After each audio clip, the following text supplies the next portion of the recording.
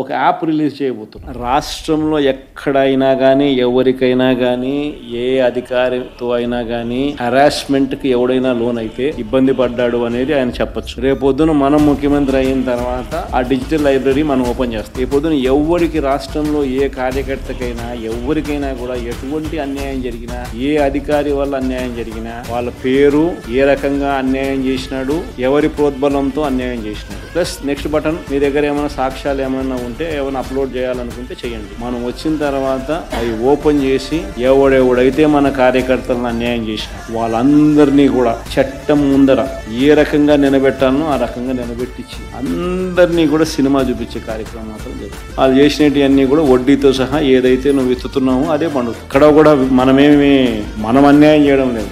ఏదైతే మీరు ఇచ్చినారో అదే రేపొద్దున పండుతుంది. చక్కెర వడ్డీతో సహా చెల్లించే పరిస్థితి వస్తుంది. అదొకటి ఖచ్చితంగా నెక్స్ట్ 10 రోజుల్లో రిలీజ్ చేయబోతున్నాం.